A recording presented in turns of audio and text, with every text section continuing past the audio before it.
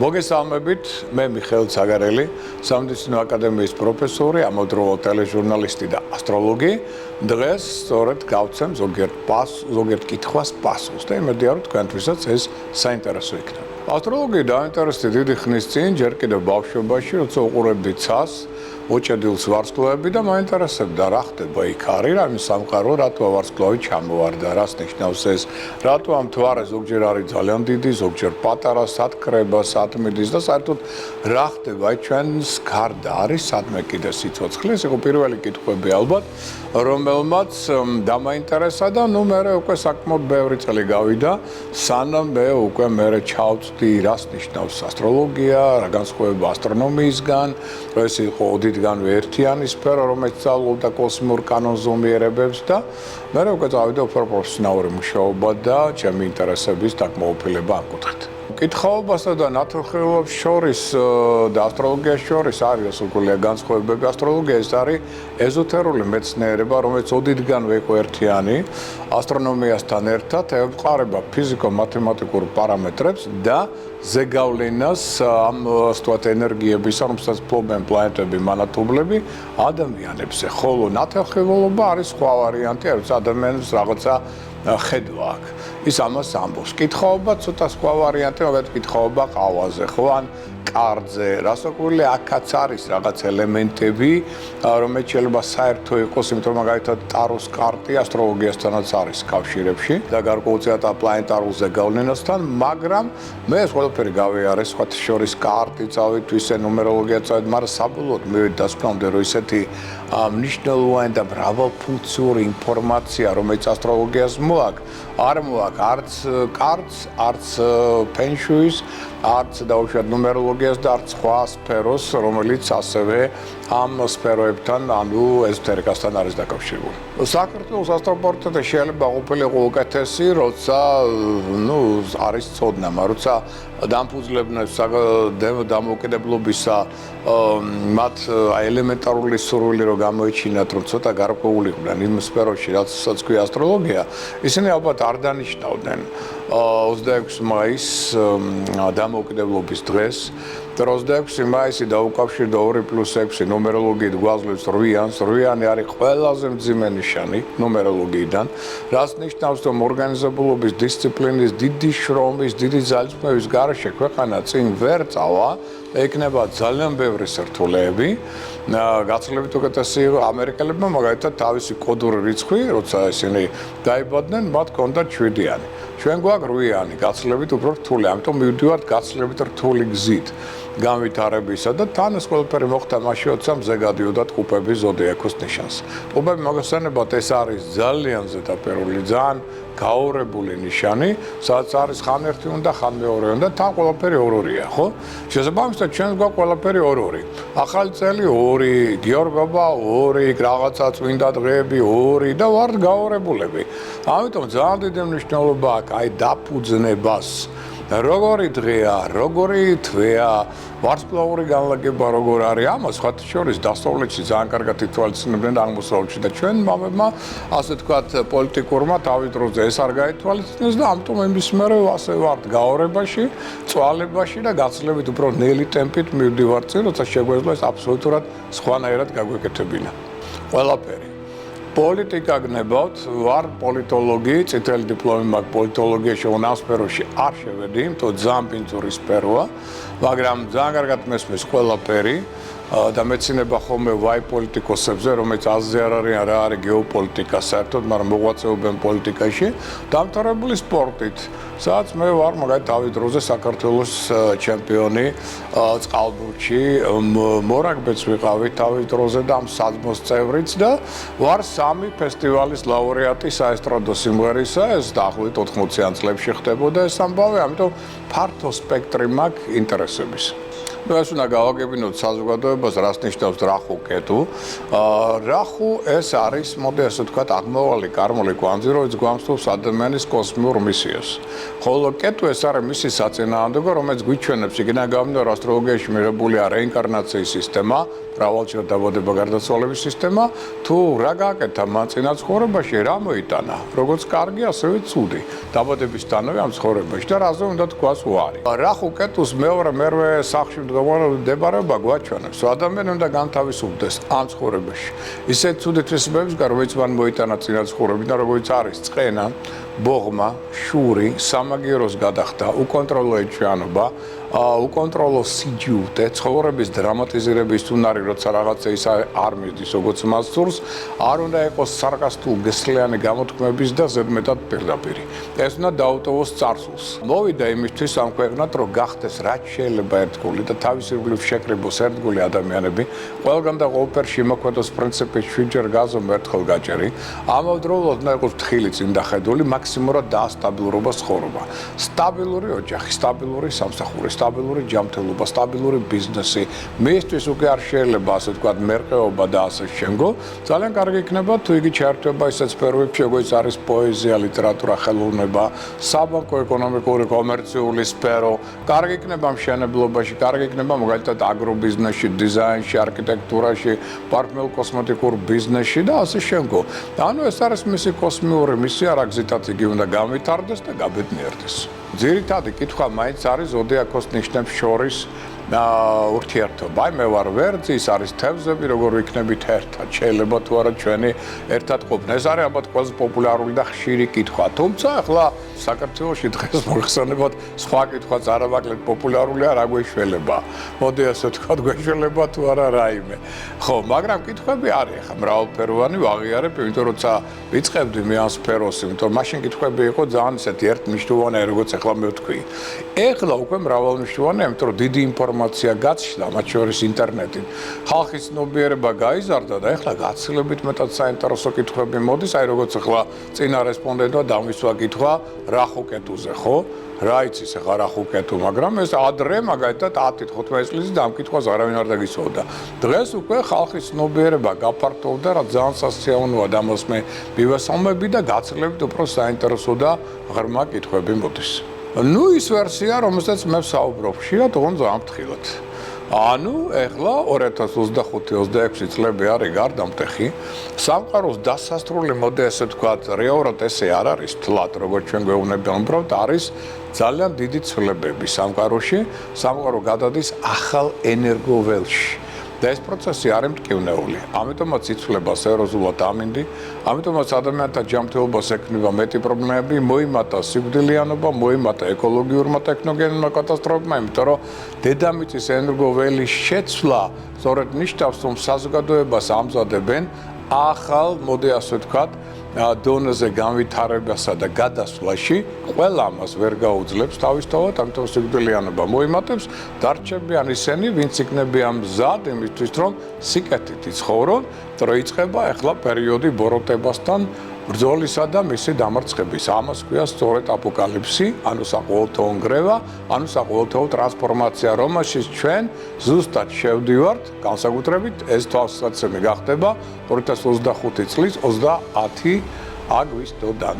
არსებული კონტაქტი იყო და კითხვები იმდენი მაქვს, მათთან რომ ერთზე ვერ გავჩერდები ნამდვილად, მაგრამ თავის დროზე რას ვთქვი, მთავარი კითხვა იყო ვინ ვართ ჩვენ.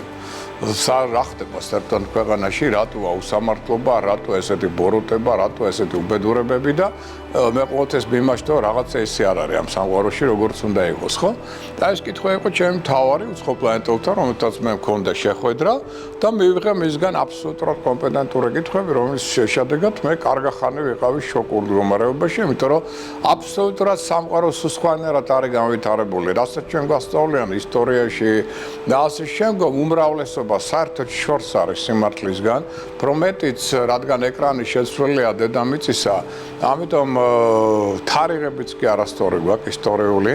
ნუ ახლა მეცნიერება რაც დაინახეს ის თქვეს, მაგრამ სინამდვილეში ძალიან ბევრი არის არასწორი რამ და სამყარო აბსოლუტურად თურმე სუსხანერად განვითარებულად 11-12,000 წლის წინ რადიკალურად შეიცვალა ჩვენი მატერიალური სფერო სამყარო და აქ დაისადგურა ბოროტების ძალამ. რის შედეგად ჩვენ აღმოჩნდით ბოლო თითქმის 12,000 წლის წინ ბოროტული ძალის ზეგავლენის ქვეშ.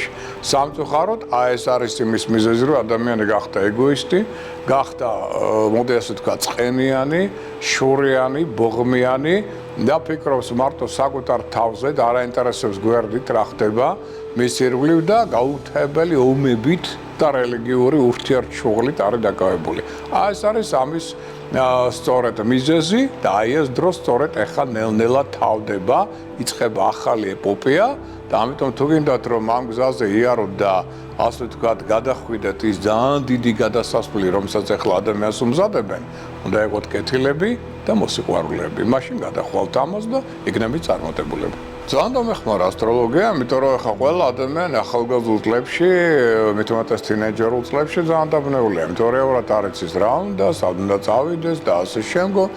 ასტროლოგია სწორედ ამაში დამეხმარა, რომ უცებ გამარკვე მართალია ეს არ ყოფილა თინეიჯერულ წლებში ცოტა მოგვიანებით იყო, მაგრამ მაინც დროული იყო. იმიტომ რომ უცებ დამანახა, რომ მე მივდივარ არა იქით, სადაც უნდა მივდიოდე და ამიტომაც პრობლემები მეძალება, ხო? ესე იგი, მე უნდა სულ სხვა თვისებები გამოვავლენო, სულ სხვა პროფესიით წავიდე, მე ვიყავი მეცნიერი, რომელიც მიდიოდა მეცნიერების გზით. და უცებ ასტროლოგია მეუბნება, შენი წარმატების ფაქტორი ეს არ არის. შენი წარმატების ფაქტორი არის ტელე, ჟურნალისტიკა, რადიო, ან საერთოდ მასმედია, მოდი ასე ვთქვათ, ოღონდ ეზოთერული განვითარების გზით მასმედიაში. არა დაუშვათ ხელოვნებაზე, არა მაგათ სპორტზე, არამედ ეზოთერიკის გაყვანის, ეგ საზოგადოებისთვის მე უნდა ყოფილიყავი გარკვეული პირველი რუპორი, მომტანი ეზოთერული ინფორმაციისა, რასაც ასტროლოგია ქვია. და შესაბამისად, აქედან გამომდინარე, უკვე მაშინ დავინახე მე, რომ ასტროლოგიამ ბევრი რამ შეცვალა. ჩემს ცხოვრებაში შემოვიდნენ სულ სხვა ადამიანები, მე სულ სხვა ფუნქცია დავინახე ჩემს თავში და უკეთ გავერკვი, ამან თვითარწმენაც გამიძლიერა და რას უქვილია, ძალიან ბევრი საინტერესო ადამიანი გამოცნო. ამიტომ ასტროლოგია ბევრ რამზე მიუთითებს. საერთოდ რისთვის მოხვედით, რა შეა თქვენი კოსმიური მისია, რა გზით უნდა იაროთ, რა შედის ამ მისიაში, მათ შორის პროფესიული კუთხით. იქ შეიძლება აბსოლუტურად სხვა პროფესიაში ხარ და წარუმატებელში, იმიტომ რომ მშობლებს უნდოდა და არა თქვენ, ხო? პლიუს ამას ასტროლოგია გვეუბნება, რომელი ქვეყნებია კარგი. ყველა არ წახვიდეთ იმ ქვეყანაში, რომელიც აფრის მომტანი არ ექნება, როგორც წახვალთ, ისევე ჩამოხვალთ, ხო? რომელი პარტნიორებია კარგი, შეიძლება დაინახოთ გადასწარები პარტნიორი, რომელიც, ძალიან მოგეწონებათ, მაგრამ მე ჯვარს გაცმევთ. რატომ? იმიტომ რომ თქვენი არ არის, ის როგორც ცუნება მოვიდა. ასტროლოგია ყველაფერი ამაში გაგარკვევთ. რომელია თქვენი მინერალები, ქვები, რომელია თქვენი რიცხვი, რომელია თქვენი ფერი, უამრავი დეტალია, რის შედეგად თქვენ ჩამოყალიბდებით და უკვე იცით. რისთვის მოხვედით, სად უნდა იაროთ და რა არის წარმატების გზა. მოდი ასე ვთქვათ, იმ ინფორმაციით, რომელიც მე მაქვს, მე მოდი ასე ვთქვათ, მოღვაწეობდი პოლიტიკურ სფეროში. ქონდა ასე ურთიერთობა საბანკო ეკონომიკურ სექტორთან და ვიყავი ადამიანი, რომელსაც ძირითადი დრო ყურადღება, მოდი ასე ვთქვათ, დაუთმო პოლიტიკურ სარბიელთან ერთად კარიერულ საკითხებს. ამიტომ ნაკლები დრო დაუთმე ოჯახს. ამიტომ ეხლა ჩემი კოსმიური ერთ-ერთი გზა მისი არის ის, რომ ძირითადი დრო ყურადღება ოჯახს, ოჯახურ სანათესო ურთიერთობების განვითარებას, სამშობლოს პატრიოტიზმს, ამიტომაც უცხოეთში არ მივდივარ, სამშობლოს უნდა ვემსახურო და პლუს ამას კარიერაზე დაყრდნობით ხდება ეს ყველაფერი. აი ეს ევოლუციური გზა, რომელიც ასტროლოგია მაჩვენა, ამ გზაზე ვდგევარ სწორედ მე და ამიტომ წინა ცხოვრებაში ვიყავი უფრო მეტად კარიერისტი, თუ შეიძლება ახლა ითქვას, ახლა კარიერაზე დაფუძნებით ვარ მე ოჯახი. კი, რასაკვირველია და არა მარტო იოგათი. ტრადიციული ციგუნი ჩინური სისტემიდან და იოგა რასაკვირველია თამდევია ჩემი, იმიტომ ძალიან დამეხმარა, მე ვიყავი ძალიან აგრესიული ახალგაზრდულ წლებში და გაუთავებელ ცემატყეპაში ვიყავი და იოგამ მე მივხვდი რომ არ შეიძლება ესე ცხოვრება და მე იოგამ მასწავლა, მე გავხდი ოშო რაჯიშის მოსწავლე. იოგამ მასწავლა შინაგანი სიმშვიდის პოვნა, რაც ახლა ძალიან ბევრ ადამიანს ენატრება და ყველაზე მეტად სხვა შორის მოიმატა ამ კითხვამ ბოლო 2 წელიწადში. რომ სიმშვიდე როგორ პოვოთ. ადრე ამას არავინ არ მეკითხებოდა. ადრე მეკითხებოდნენ ფულის ადვიშოვო იქ რაღაც ამ და ეხლა პირველი აინტერესებს ეს სიმშვიდე, ყველა იწეცა. აი სწორედ ეს იყო იოგას თავარი დამსახურება, იმიტომ რომ დღესაც თაიძიცვანსაც, იოგასაც წარსკვლია ვაკეთებ, იმიტომ რომ ეს მეხმარება იმაში, რომ შევინარჩუნო შინაგანი, იმიტომ რომ თქვენ ვერ წარმოვიდგენთ რამდენი ადამიანი მოდის და ნახევარი გიჟია მათგან, ჩემთან.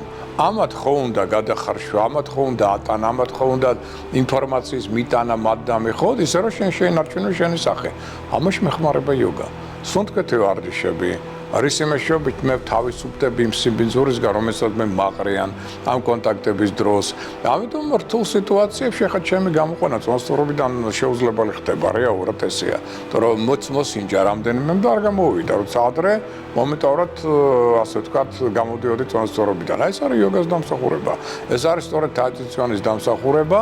და ამიტომ მე ყველას ურჩევ იოგა ვარჯიშები თქვენ გაიწონასწორებთ შიდა ენერგიებს, მოიყვანთ სუნთქვის რიტმის წესრიგში, დაამშვიდებთ გონებას, დაამშვიდებთ სულს, აკონტროლებთ ემოციას, რის შედეგად შეცდომებსაც აღარ დაუშვებთ და შინაგან ბედნიერებასაც მოიპოვებთ.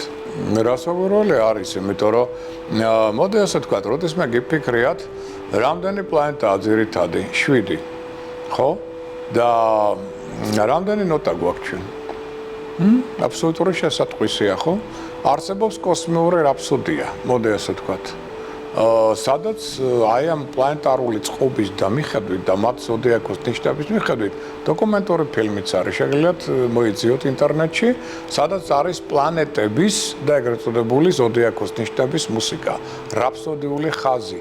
იმის და მიხედვით თუ რა პლანეტარული ვიბრაცია აქვს ამ თუ ამ პლანეტას.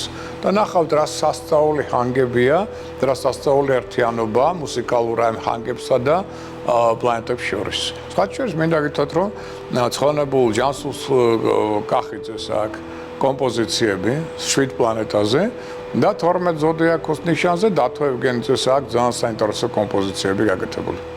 Ну, ადრეულ პერიოდში ასოქოლია კრიტიკა არ მომწონდა მეც როგორც უმრავლესობას. იოგა სისტემამ და თაიძიცვანმა იმდენი გააკეთა და იმდენად დაამშვიდა ჩემი ნერვული სისტემა. აბსოლუტურად არ მაინტერესებს არანაირი კრიტიკა, თუ ის არის მით უმეტეს უსამართლო, ძალიან მშვიდად შემიძლია ეს გადავიტანო, ეს საერთოდ არ ეხება ჩემს, ასე ვთქვათ, გონს, მაგრამ მაქვს ესეთი პრინციპი. აი სადღაც გამოვედი, ხო, რაღაცა გადაცემა ჩემს მაგეთ ახლობლებს ან მეგობრებს ვინც ნახამით უმეტეს ზოგჯერ ვაჩვენებ სპეციალურად ზოგჯერ ჟურნალისტებს სხვა შორის ჩემს კოლეგებს თხოვ გამაკრიტიკებთ რატო იმიტომ რომ კრიტიკა როცა არის სწორი ის გაძლიერებს ის გასწავლის სად არის შეცდომა რა უნდა გამოასწორო და შემდგომში უნდა დაიხვეწო ხო კრიტიკა აუცილებელია თუ ის არის სწორი და ხელს უწყობს შენს განვითარებას ამიტომ ეს ადამიანები ვისაც მე ვენდობი პირველს ვეუბნები გამაკრიტიკებთ. ხო? აი ეს არის უმთავრესი, იმას ხანად ადამიანი ვერ გაიზრდება. გასაგებია.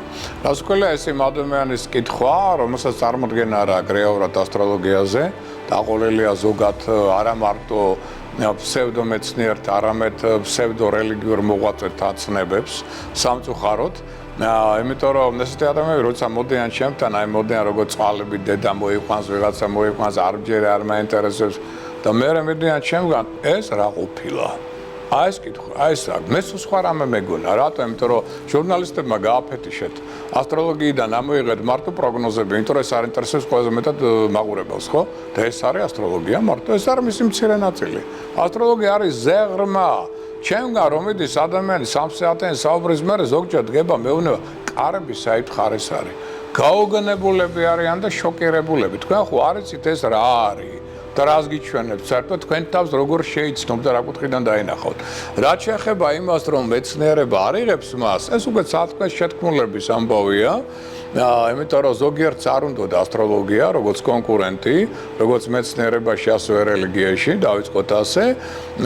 და მოდი ასე ვთქვათ, რომ იმისთვის რომ თქვენ გაერკვეთ ასტროლოგიაში, აი მე ესეთ რაღაცას გეტყვით ახლა, აი მაგალითად რატო არ იღებს მეცნიერება, იმიტომ რომ ასტროლოგიას არ აქვს ფორმულა.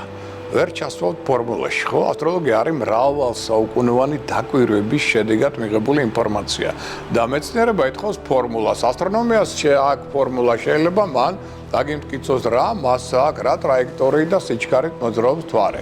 და ასტროლოგია გვეუბნება მთვარეს რა ენერგეტიკული ზეგავლენა აქვს ადამიანს, იქ ფორმულას ვერ ჩასვალ. მაშინ მე გეკითხებით, აი ესეთ ადამიანებს მოდი ასე ვთქვათ, სიყვარული არსებობს? თქვენ მეტყვით კი. ჩამისვით ფორმულაში. რატო არ მისვათ?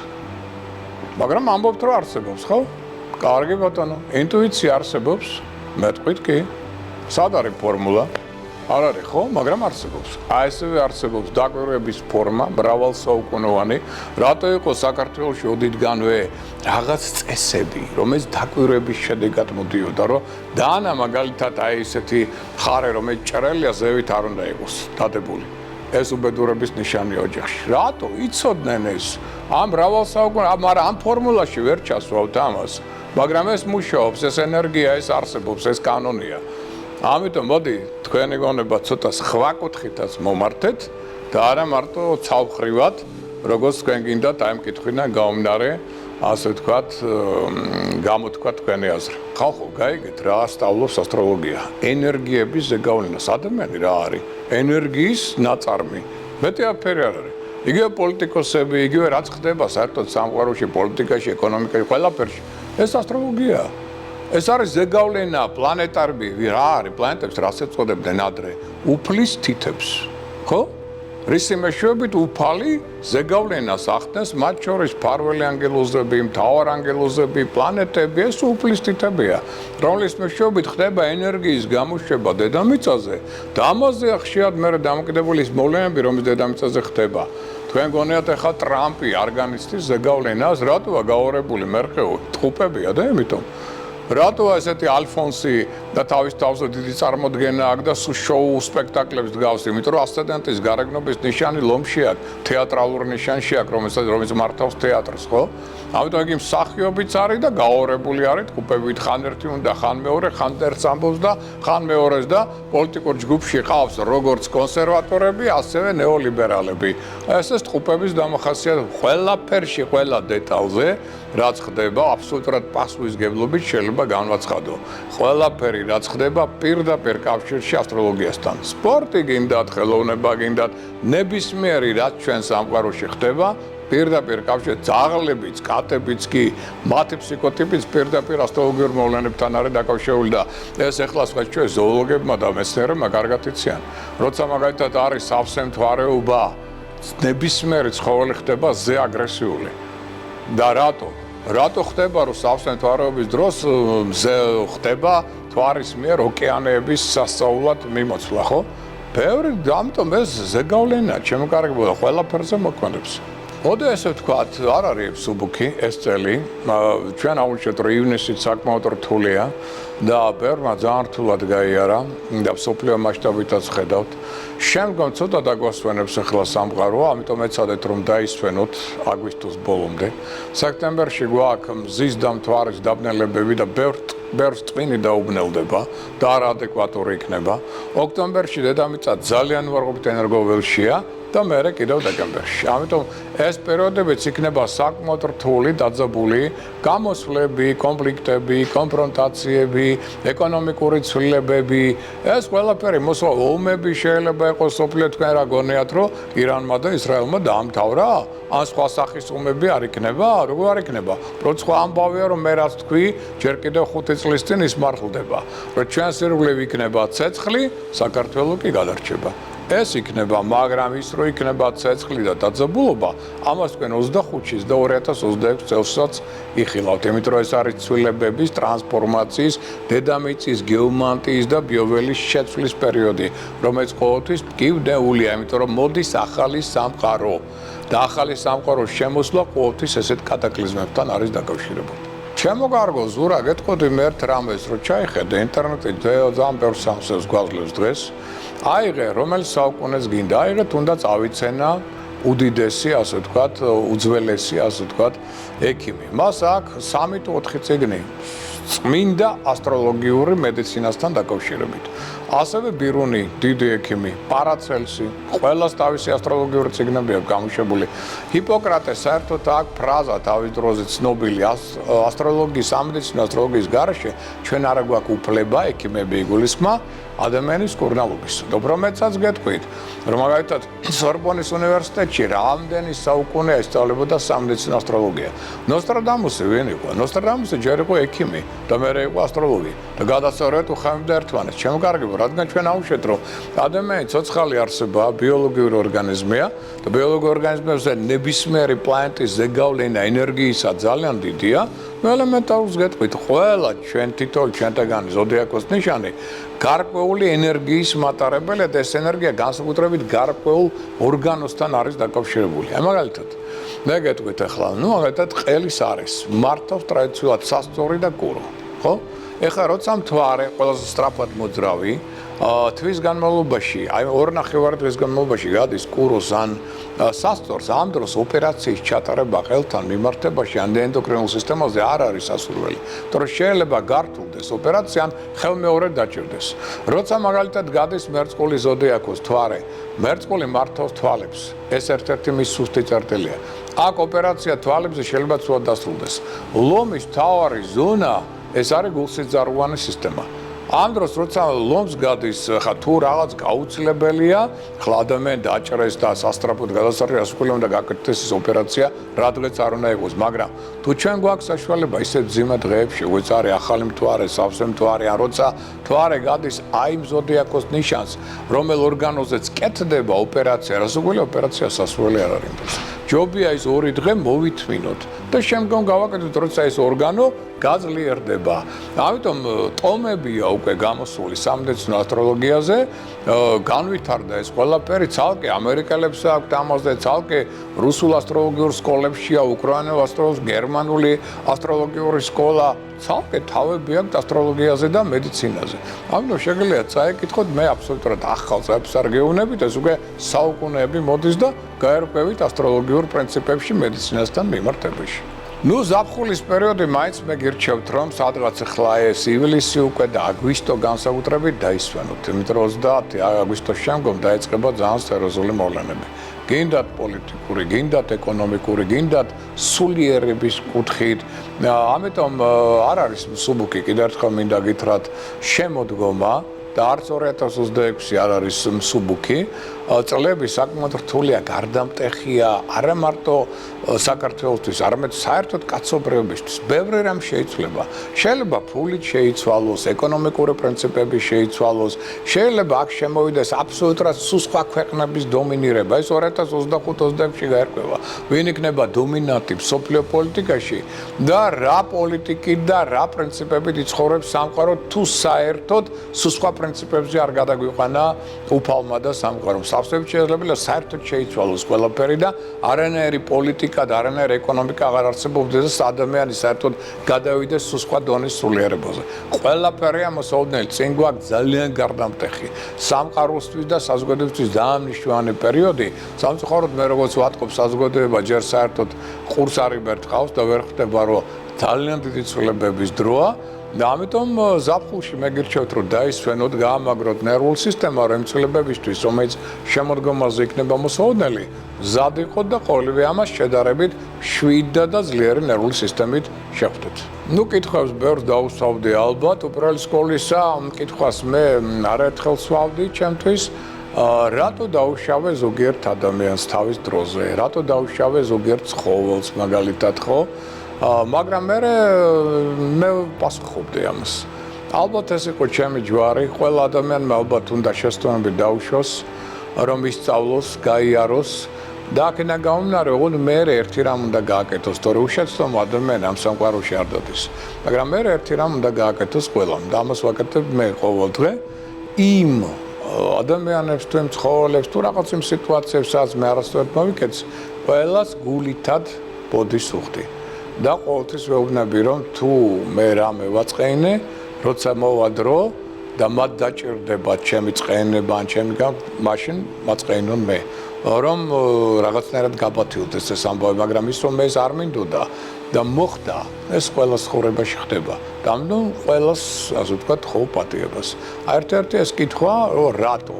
მაგრამ ხო გეუბნებით, უკვე წლებთან ერთად უკვე პასუხებიც მოდის, რატო? თორე პრინციპში ამისთვის მოვოდით, რომ შესაბამისად დაუშვათ და შესაბამისად კებილის გარეშე არ მოდის, მე ამაზე გავიზარდოთ, ოღონდ მე ეს უნდა უცებად მოვინანიოთ და პატიება ვითხოვოთ. ნუ მოდი ასე ვთქვათ, სწორი ცხოვრების წესი. ეს არის სულ პირველი, სიკეთე, სიყვარული. ერთი, რომ ეს თქვენს აურას მომენტალურად ცვლის, ვინმეს რო შეეძლოს დანახვა აურისა, ადამიანის ბიოველისა, მისი დამცველისა, პატარა სიკეთე, პატარა სიყვარული დადებითი განწყობა, როგორ ცვლის იცით თქვენ ბიოველს, იგი 3 მეტრიდან 6 მეტრამდე ადის. აბსოლუტური დაცვა გაქვთ, ხო? მეორე მნიშვნელოვანი ფაქტორი ეს არის ზომიერების წარწერის დაცვა. მაგალითად, ჭამასმა ჩვენთან გადადის ღრეობაში, ხო? ზედმეტ შეძამ ცუდად ხართ, სულ არ შეჭამ ცუდად ხართ. ნახეთ, მარტივი ფორმულა უფლისაკენ მიმავალი წარმატების გზისა. ზომიერება, ბალანსი, ჩვენ წინაპრებიც ყამას გვეუბნებიან ყველგან, ხო? კარგი ბატონო, ვინ გეუბნებათ, არ იმუშაოთ, მაგრამ ვინ გეუბნებათ, რომ მარტო მუშაობაში გაატაროთ ცხოვრება. მუშაობა დასვენება ზომიერად, ჭამასმა დროს ტარება ზომიერად. როგორც კი ზომიერებას დაკარგავთ, ისჯებით. სხვადასხვა სახით, ფიზიკურად, მენტალურად, სულიერად, ყველას უნდა გესმოთ, თანაგზნობა ხო გადასარევითვისება. აბა ზედმეტი თანაგზნობა გამოავლით, რა დაგემართებათ? მომენტალურად გამოგიყენებენ, თავზე დაგაჯდებიან და სასტიკ მდგომარეობაში ჩავარდებით, ხო? სიყვარული გადასარევია, მაგრამ გადამეტებული სიყვარული ისიც კი დაჯდია. აბა გაიხსენეთ, რამდენ რომეო და ჯულეტა გაისტუმრა სამყარო მანქვეყნიდან და კიდე რამდენს გაუცამტარებს ნერვულ სისტემას? ეცადეთ ყველაფერში ზომიერება. გადამეტებული ემოცია დაჯდია, სისულელეს გაგაკეთებინებ, მთელი ცხოვრება აღარ აპატიებთ საკუთარ თავს. გესმით? ამიტომ გააკეთეთ ყველაფერი. ილოცეთ, ბატონო, ლოცვა სწავლა უნდა, სწორი ლოცვაა საჭირო. 1. იოგა სისტემით დაკავდით, სიგონით დაკავდით, რატო? რომ ისწავლოთ ნერვული სისტემის გაძლიერება. ნერვული სისტემა კი რაში დაგეხმარებათ? იმაში, რომ თქვენ შეძლებთ ზომიერების პოვნა საკუთარ თავში და არ გადახვალთ უკიდურესობებში. მაშინ დამეჯერეთ იქნებით უკიდურესად ბედნიერი, შინაგან სიმშვიდეს იპოვით და შეცდომებსაც არ დაუშვით. მე ამ კეთილი სურვილებით, გემშვიდობებით, პირველ რიგში დადებითი განწყობა, დმიტრი უზნაძის თეორია არ დაგავიწყდეთ, იმიტომ რასაც უშვებთ სამყაროში, სიტყვით, აზრით, ემოციით მოქმედებით, იგივე პრინციპით გვივრდება უკან. რაც მეც დადებითს გავუშვებთ, მით მეტი დადებითი მოვა თქვენ ცხოვრებაში. ამიტომ ამ საუკეთესო სურვილებით, თქვენ დიდი პატივისცემით და დიდი მადლობით ტელეკომპანია პალტრისადმი, მე გემშვიდობებით, საუკეთესო სურვილებით.